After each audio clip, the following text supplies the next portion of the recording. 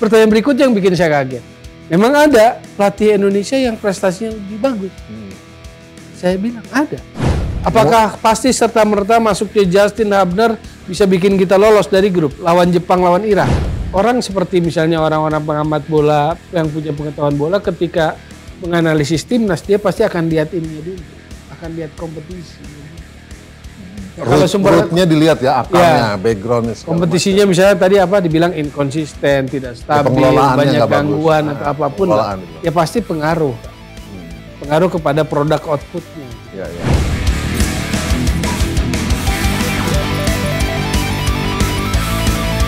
Assalamualaikum, salam sejahtera, salam kebajikan.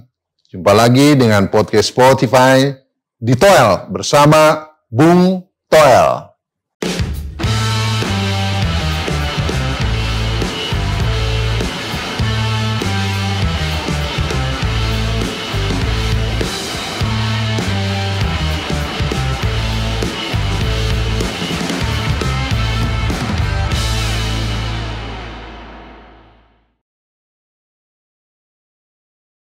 Bung Toel, semalam melihat debat pertama Capres nggak? Nonton. Kalau Anda analogikan sebuah trofeo itu semalam debat, ya. Siapa jadi tim apa, terus jalannya pertandingan bagaimana? Kita orang bola, jadi kita analogi bola aja, Wel. Waktu nonton debat itu kok pikiran saya menerawang itu El Clasico 2010. Oke. El Clasico 2010. 2010. Jadi Barcelona zaman Pep. Oke. Lawannya Real Madrid Jose Mourinho. Oke. Terus? Jadi kenapa saya anggap begitu? Karena ya kalau dalam sepak bola kan kalau yang prepare well itu semuanya prepare well gitu loh. Dan paham esensi sepak bola, filosofi, prinsipnya gitu.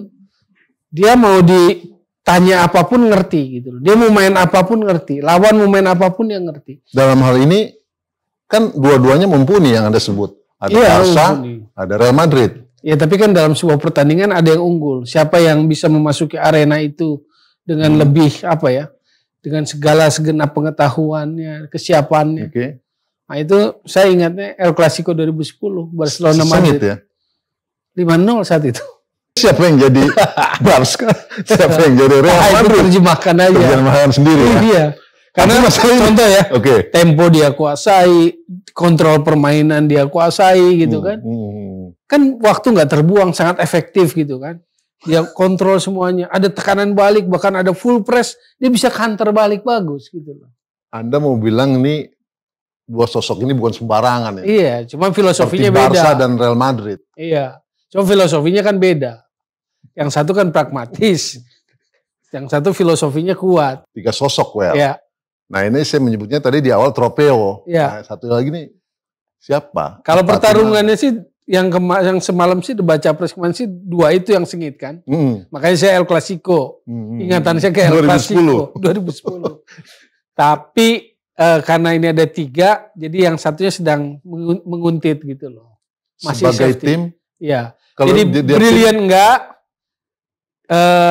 Jelek juga enggak gitu loh. Pada saat semalam. Sebagai tim mana itu? Kalau di lokalnya, kalau kita bicara Madrid dengan Barcelona, ya ada Atletico kan. Di kandang yang sama ya? Iya. Tapi kalau misalnya waktu itu Liga Champion, berarti kan ada 2010.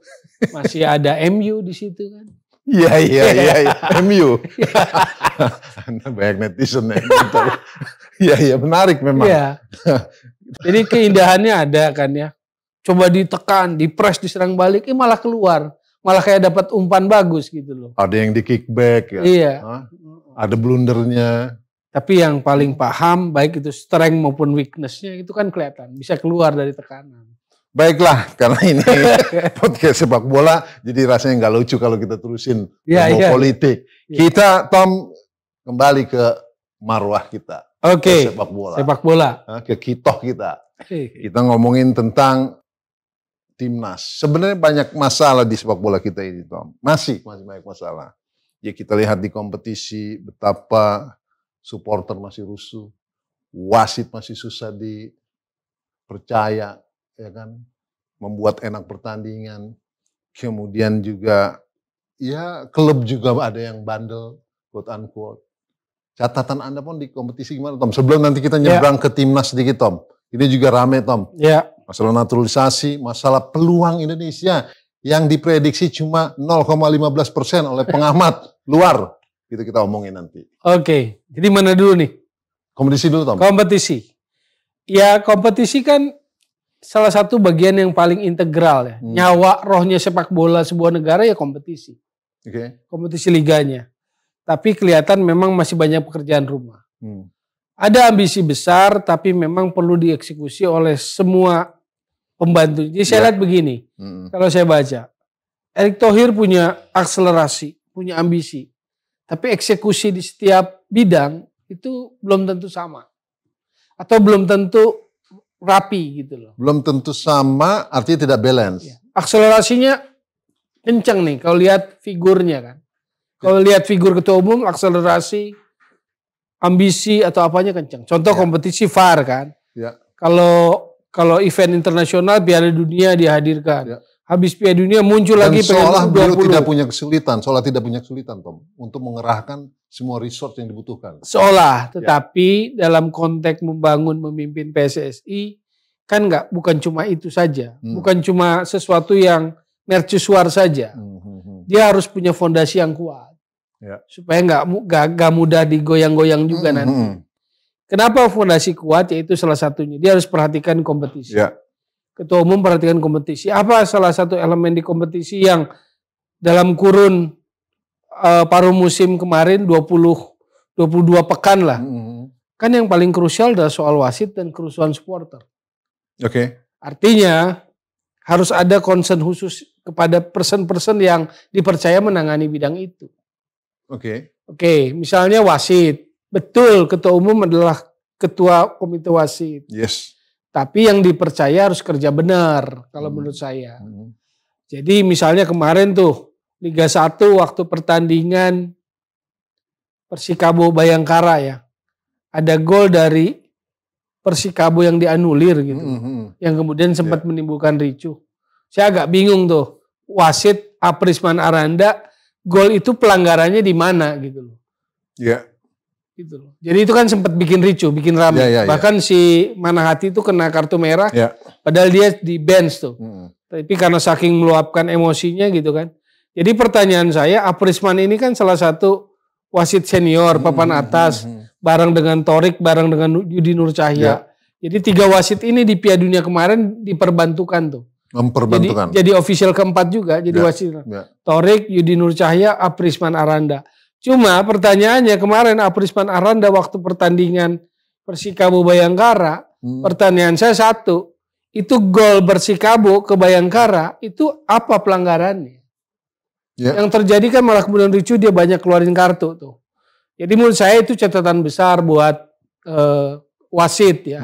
Dalam hal ini yang menugasi wasit, misalnya Purwanto kah, Jimmy Napitupulu kah, grupnya itu harus memberikan sebuah clear yang bagus kalau menurut saya sih. Wasit itu bukan cuma itu aja kasusnya. Di Liga 2 lebih parah. Menimpa Medan lawan PSPS. Wasit yang memimpin adalah wasit yang masih terkena hukuman. Bahasa teknis komite wasitnya kan pembinaan. Kok bisa wasit yang sedang pembinaan ditugaskan? Artinya kan ada kecolongan lagi nih. Purwanto kah, Jimmy Napitupulu kah yang di bidang penugasan? Kok bisa wasit yang sedang dibina ditugaskan pertandingan Medan dan PSMS. Yang akhirnya di ujung pertandingan terjadi ricuh lagi rame. Penonton marah kan.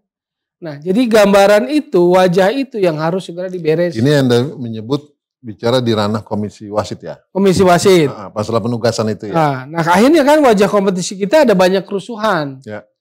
Liga 1 contoh, dari 21 pekan atau 22 pekan ada 10 kali kerusuhan. Yang melibatkan supporter. Yang artinya tiap kali 2 pertandingan 1 kerusuhan. 2 pertandingan 1 kerusuhan? Iya. Waduh. Dan terus kalau ditarik ke Komdis misalnya, kalau kita direkap keputusan Komdis sanksi, pelanggaran disiplin yang paling banyak menyangkut 2 aspek itu. Satu tentang supporter, baik itu supporter datang away, supporter turun ke lapangan, kerusuhan supporter, maupun tentang wasit. Utamanya banyak terjadi di Liga 2 itu ya? Liga 1, Liga 2. Hampir rata ya? Hampir rata. Makanya kan yang terakhir kan PSIS Semarang nggak boleh Dihadiri. Masa hampir rata, Tom, Anda melihat? Hampir rata. Yang 10 pertandingan di 21 pekan. Kita belum ngomongin Liga 3 nih.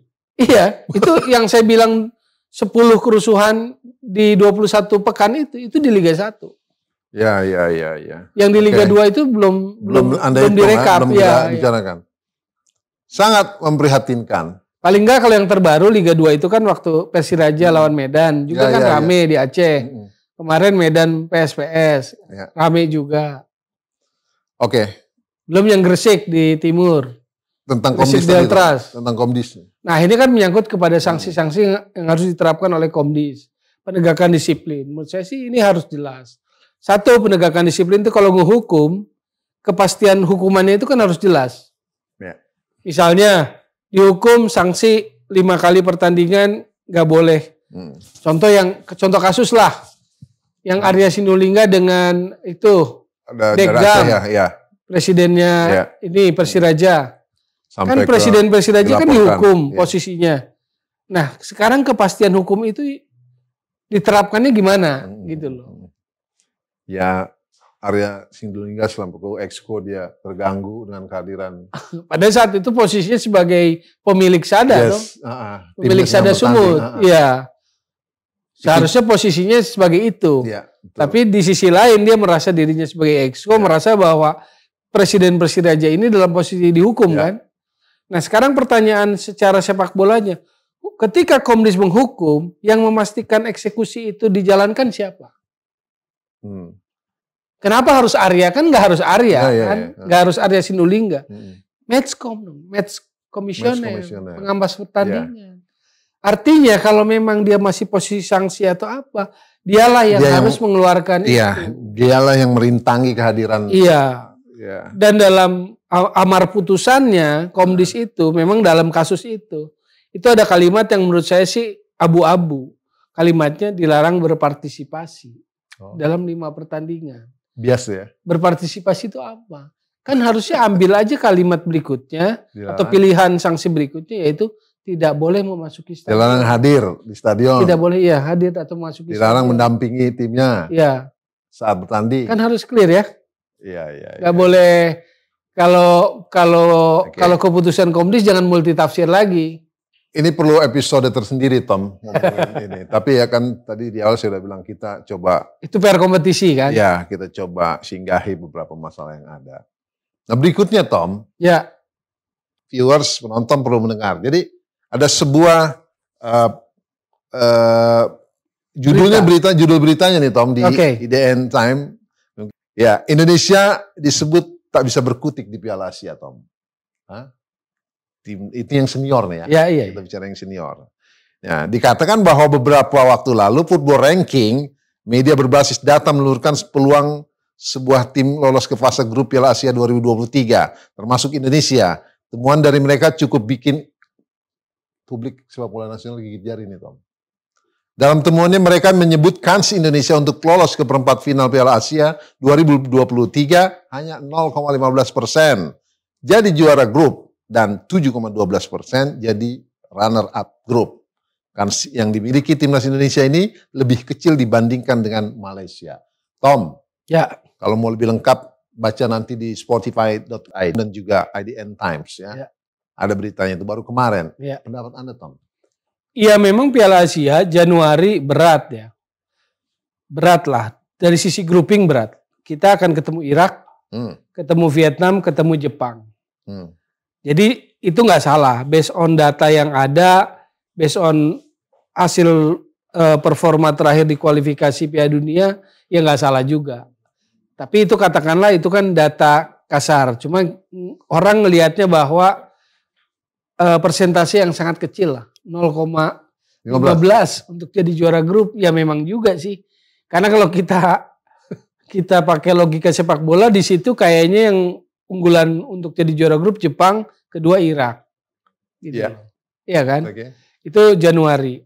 Untuk persiapan ke sana, makanya mungkin judulnya kan berusaha menentang kans yang sangat kecil itu kan. Iya, betul. Maka TC ke Turki.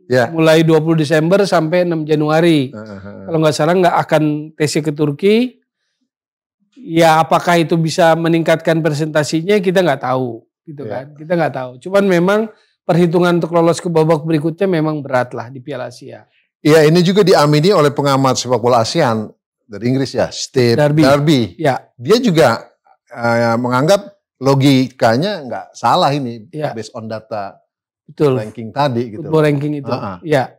Ya logikanya memang nggak salah. Jadi kita memang sedang berusaha mencari kemungkinan bisa lolos dari peluang itu. Cuma kalau dari urutan cukup berat juga sih. 1 lawan Irak, pertandingan pertama tanggal 19 kalau nggak salah. Tanggal 20-annya di Januari akan ketemu Vietnam. Ya. Lalu terakhir ketemu Jepang gitu. Ini semua di Qatar nih Piala Asia. Tapi sebagaimana Steve Darby bilang juga Tom, kejutan bisa aja terjadi Tom. Ya. Karena apa? Karena timnas Indonesia ini sekarang kan beda wajah, di mana banyak pemain naturalisasinya dan disupport penuh oleh pengurusnya dan punya kekuatan supporter yang luar biasa. Kejutan bisa aja terjadi Tom. Ini main di Qatar, Tuan Yusuf. Main di Qatar semua ini. Ya bukan berarti kan tidak ada kejutan Tom. Iya, artinya kan faktor supporter itu faktor lain lah. Satu hal. Faktor support naturalisasi sudah diberikan, tetapi apa yang ditampilkan dalam kualifikasi Piala Dunia juga tidak menggembirakan. Bahkan bermain secara negatif lah. Kirain akan membuat permainan lebih hidup, ternyata enggak juga. Dikurung lah oleh Irak kan. Kalau lawan Filipina ya hampir-hampir lah. Tipis-tipis itu kesulitan. Jadi kalau based on itu, memang semua perkiraan, semua analisis itu presentasinya kecil ya sangat masuk akal. Namun Tom, catatannya lagi adalah PR timnas kita, PR sepak bola Indonesia disebut Steve Darby bahwa masalahnya adalah di pengelolaan dan pengoperasian sistem sepak bola yang sering mengganggu semua cita-cita sepak bola kita. Itu yang mengganggu, tidak stabil. Nah, dia bilang begitu. Sebenarnya kita juga pernah singgung itu ya. Itu kita tahu lah. Tanpa membaca Steve Darby yang dari luar sana kan. Iya. Tapi kadang-kadang Anda diserang Tom. Oh gitu ya? Kalau bilang kita inkonsisten gitu loh. Gimana Tom? Iya betul, itu semua analisisnya kan kebaca. Karena kan timnas itu nggak akan pernah jadi faktor tunggal. Paham nggak? Jadi kalau kita ngurus bola, kita federasi, lalu seolah-olah timnas itu berdiri sendiri kan nggak pernah. Timnas itu kaitannya dengan integrasinya dengan kompetisi lah. Semua pun seperti itu. Jadi orang seperti misalnya orang-orang pengamat bola yang punya pengetahuan bola ketika menganalisis timnas dia pasti akan lihat ininya dulu, akan lihat kompetisinya juga. Kalau rootnya dilihat ya, akarnya, backgroundnya. Kompetisinya misalnya tadi dibilang inkonsisten, tidak stabil, banyak gangguan atau apapun lah, ya pasti pengaruh kan. Pengaruh kepada produk outputnya gitu. Cuma produk output ini jangan kemudian dijadikan alasan bahwa kalau gitu seperti Sinteyong bilang bahwa kita butuh naturalisasi. Oke, sekarang naturalisasi sudah diberikan, belum juga. Oke Tom, nanti kita singgung sedikit naturalisasi. Tapi ini kan masih ada waktu sebulan Tom. Dan Anda sudah sebut tadi kita timnas akan dikirim ke 20 Desember udah TC di Turki. Jadi minggu depan terakhir kompetisi liga. Habis itu pemain yang dipanggil tapi 30 ya yang diberangkat ya akan TC di Turki. Bicara tentang naturalisasi nggak ada kelar-kelar, nggak ada habis-habisnya Tom. Karena itu terus bergulir. Masih ada pemain yang akan masuk. Dan sampai kapan? Justin Hubner kan. Mau sampai kapan kalau pertanyaannya itu muncul? Misalnya. Menurut Anda enaknya sampai kapan? Nah inilah yang harus disampaikan, dikomunikasikan oleh PSSI. Apakah itu lewat BTN atau lewat Exco. Tapi saya pikir mungkin yang lebih tepat lewat Exco. Naturalisasi ini apa? Kan kalau kita jejak digital lihat ketika proses naturalisasi ini dibuat, bahkan ketika Zainuddin Amali masih Menpora dan sekarang Exco PSSI Wakil Ketua Umum, dia menyatakan bahwa itu adalah shortcut, hanya akselerasi. Ya, pernah beliau gitu kan katakan itu. Ya, jadi kalau sebuah akselerasi berarti temporer kan? Percepatan. Ya, berarti sesuatu yang sementara. Berarti pertanyaannya sampai kapan? Kalau pertanyaannya sampai kapan, berarti harus ada jawaban. Harus ada, ini loh strategi PSSI, ini loh strategi BTN dalam membangun timnas gitu kan. Kalau kan begitu jawabannya harus. Sampai urusan kualifikasi Piala Dunia selesai dan juga Piala Asia nanti Januari terlampaui dan ada U23 Asia loh Tom. Kalau nggak terlampaui, kalau nggak terlampaui, ya, itu dalam rangka target di event. Iya paham, karena semua. Selalu alasannya karena kita yang lebih menyedihkan, pemain-pemain kita tidak siap untuk level yang lebih tinggi, maka dibutuhkanlah pemain naturalisasi. Ya. Bahkan itu diucapkan, mereka akan lebih siap. Bahkan itu diucapkan oleh Sekjen PSSI juga dalam rapat di Komisi 10 terkait kenapa naturalisasi terus. Karena itu tadi, bahwa seperti Sinteyong katakan, menurut Sinteyong pemain-pemain domestik, pemain lokal tidak siap untuk di level yang lebih. Sehingga perlu panggil naturalisasi. Nah menurut Anda sejauh ini naturalisasinya siap atau akan siap nggak? Berarti kalau yang dianggap itu naturalisasi berarti harus jebol dong, harus tembus dong. Yang namanya Piala Asia lolos ke babak tembusnya apa? Atau misalnya kualifikasi. Sekarang kemarin kualifikasi pakai naturalisasi enggak? Pakai. Dengan hasil yang 5-1 kalahnya di Brondong. Iya. Terus gimana? Nggak ada pertanggungjawaban.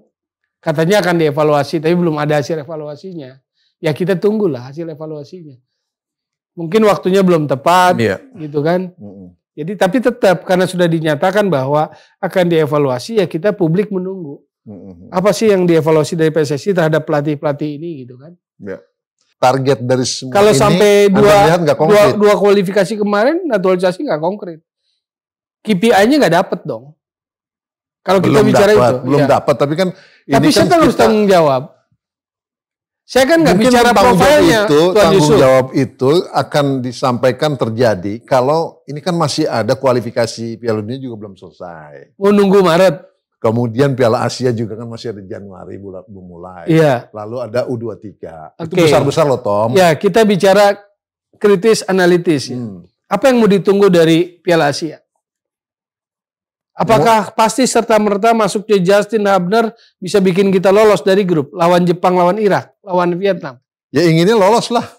Ya kan bukan soal ingin kalau nganalisis tuh. Kalau soal ingin sih semua juga ingin gampang gitu loh. Tapi kalau kita memposisikan sebagai yang ngurus bola, apa alasanmu apa gitu loh. Dalam hal ini pelatih. Saya nggak menggugat profiling naturalisasi. Saya tidak menggugat profiling Jordi Amat, Justin Hubner, tidak. Itu nggak masalah. Tapi kalau semua komponen pion-pion itu dikasih dan nggak berhasil, siapa yang mau tanggung jawab? Sinteyong. Sinteyong kemarin 2 kali jeblok aja nggak ngomong apa-apa. Kecuali alasan-alasan yang kalau kata Tuan Yusuf, kita juga tahu kalau ngomong gitu mah. Alasan capek, alasan jet lag, alasan lapang. Kalau memandang naturalisasi Tom, guyon saya di warung kopi nih ya. Mau Justin Hubner, mau Ivan Jenner, yang penting mainnya benar, prestasinya benar. Yang nentuin main benar apa prestasinya benar siapa? Pelatih. Kan? Ngedrive, makanya dia ngedrive gitu loh. Ya, tapi bukan berarti Anda anti naturalisasi kan? Enggak, makanya saya bilang profilingnya enggak. Maka saya men-challenge itu, ini program atau kebijakan atau akselerasi. Ngejudge Anda itu the king of local platform. Padahal enggak sebegitunya Tommy Well itu. Dia mendukung naturalisasi, tapi yang mana dulu? Dengan target apa, ukuran apa, begitu kan? Ya saya lihat bagaimana membangun sepak bolanya. Kalau timnas bangun timnasnya bagaimana? Oke dia batu naturalisasi oke. Tapi kan harus dipertanggungjawabkan dong. Karena apa? Karena membangun itu nggak cuma satu faktor. Cuma timnas. Ada kompetisi gitu loh. Dan yang kalimat yang paling buruk menurut saya begitu loh. Seolah-olah itu benar ya. Sekjen mengatasnamakan Sinteyong dan memang itu dari Sinteyong omongannya. Dalam wawancara dengan media Korea Selatan, Sinteyong mengatakan bahwa pemain lokal kita kelemahannya adalah takut kalah duluan.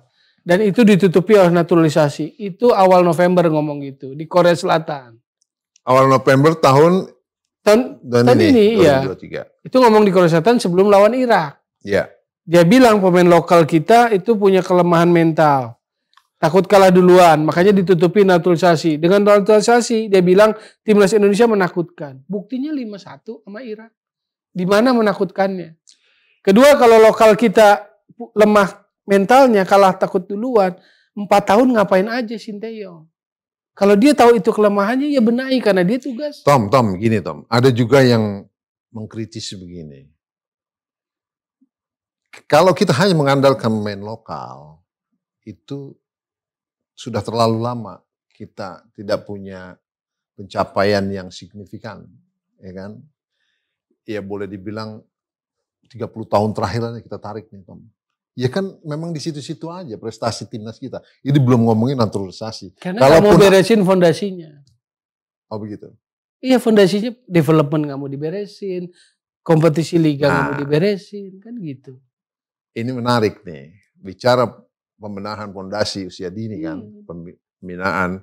Kemarin usai U17 itu kan ketum dan juga pemerintah, dalam hal ini Pak Presiden Jokowi mendukung pembinaan itu, tolong diatensi, diinvestasi kalau kata Pak Erik, adalah investasi. Pembinaan usia dini adalah investasi. Sebenarnya bahasa itu juga pernah kita pakai di podcast ini. Cost center, development itu cost center, investasi. Ya, artinya berarti mau paralel dong itu, mau berbarengan ya? Harusnya berbarengan. Gitu. Jadi ya naturalisasi, ya benerin yang lokal yang sudah ada, kemudian. Makanya saya tanya, challenge-nya. Kalau ini sebagai sebuah akselerasi, shortcut, jalan pintas, 1 sampai kapan, kedua KPI-nya apa dari setiap gelombang naturalisasi itu. Karena mau 11, mau 15, mau 20, kalau mau ya bisa aja. Cuma pertanggungjawabannya seperti apa. Lalu pertanyaan berikutnya akan nanya, kompetisimu untuk apa? Untuk bancakan, untuk rame-rame, gitu loh. Yeah. Sekarang begini loh, yang lebih menyedihkan nih, yang paling esensi nih. Ketika pemain lokal dianggap gak siap untuk level berikutnya, menurut saya itu paling menyedihkan dalam sejarah sepak bola kita. Pernyataan itu? Yes. Seumur-umur pelatih tim nasional yang saya ikuti sejak saya mencintai lahir di negeri ini soal sepak bola Indonesia, baru Sinteyong bilang level pemain kita gak sampai. Level pemain kita gak sama? Ya kan begitu kan? Ya. Dia untuk di level Asia dia bilang. Dan itu banyak yang mengaminkan Tom. Bahwa memang level pemain kita ya segitu-gitunya kalau hanya mengandalkan publik banyak. Lihat aja komen di netizen. Publik kan belum tentu ngerti bola. Ya memang. Kalau pelaku bola, pelatih sepak bola, apakah iya kita mau begitu? Bukan mau membaguskan. Satu catat, bukan mau membaguskan. Tapi siapapun pelatih tim nasional asing yang pernah nangani kita nggak pernah ada yang ngomong kayak gitu. Iya, yang saya maksud. Luis Milla sebagai contoh. Waktu dia pegang, dia bilang, kalau Evan Dimas, kalau Febri Persib itu, Febri Haryadi, Evan Dimas lahir di Spanyol, dia akan main di level atas. Jadi yang persoalan adalah soal sistem, soal environment, bukan soal bakat. Luis Milla bilang begitu. Dia tahu nggak lemahnya? Tahu, tapi dia jelekin nggak pemain kita? Dia tidak jelekin. Itu loh. Itu yang poin yang saya bilang gitu. Ya.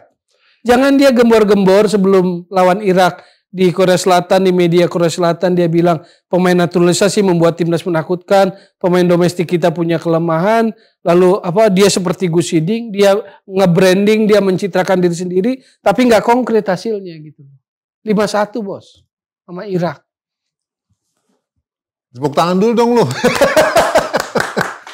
Jadi Tom, ya publik juga enggak semua pro STY, enggak semua. Ada yang artinya kalau saya membelahnya itu 3 Tom. Ada yang memang militan ya die hardnya STY gitu. Jangan coba-coba colek STY. Maksudnya cara berpikir yang salah jangan dibiarkan salah. Jangan, kita tahu level sepak bola kita, makanya kita datengin Sinteyong yang kalibernya lebih di atas. Tapi dia juga harus mengerti gitu loh. Jangan dia ngomong begitu di luar, dia gak ada penghargaannya menurut saya sih kalau kayak gitu. Rizky Ridho, Marcelino, apakah itu bukan bakat-bakat yang bagus? Lalu publik yang gak ngerti lalu cuma bilang begini ngejudge-nya. Passing aja gak bisa pemain kita. Oh please. Saya bukan pelatih, tapi saya tersinggung dibilang begitu. Karena saya yakin di antara beberapa anak berbakat Indonesia, passing mereka juga bagus gitu loh. Apakah selama ini infrastruktur latihannya bagus? Bukan enggak. Dalam segala keterbatasan ternyata kita punya Marcelino. Kita punya Rizky Ridho. Kita punya Witan gitu loh. Kenapa yang digede ini adalah nggak bisa passing? Jadi jangan nge-branding, jangan ngejelekin ini untuk membranding diri sendiri gitu. Yang saya amati banyak yang berpihak pada Anda, pendapat Anda ini adalah para pelatih. Ya saya sebutnya diantaranya adalah Pak Hariusa ini. Saya potong rambut. Nah, karena tukang potong rambut itu kenal saya, dia tanya, kalau menurut Bapak STY gimana gitu kan? Saya agak bingung ini jawabnya gimana, lagi potong rambut harus dijawab lengkap kah gitu kan? langsung frontal tanya kayak gitu. Usia berapa kira-kira? Ya berarti di bawah saya lah. Milenial lah ya. Ya nggak konkret saya bilang kan, targetnya nggak konkret. Memang ada pertanyaan berikutnya yang bikin saya kaget. Memang ada pelatih Indonesia yang prestasinya lebih bagus. Saya bilang ada. Kalau ukuran prestasi pelatih tim nasional, Berce Matulapelwa 86 semifinal Asian Games saya bilang. 86-nya, 87-nya medali emas SEA Games. Yang bikin gol kalau mau tahu Ribut Waidi 1 gol kan lawan Malaysia. Dia nggak tahu loh. Siapa Om? Berce Matulapelwa.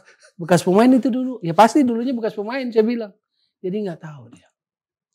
Itu usia milenial ya? Yeah. Berarti kepala 30-an ya? Yeah. 35. Jadi banyak orang nggak tahu historis. Bahkan 98 pun kita pernah mau digebuk, mau kena gas air mata segala macam pun. Mereka ngalami, kita ngalamin gitu loh.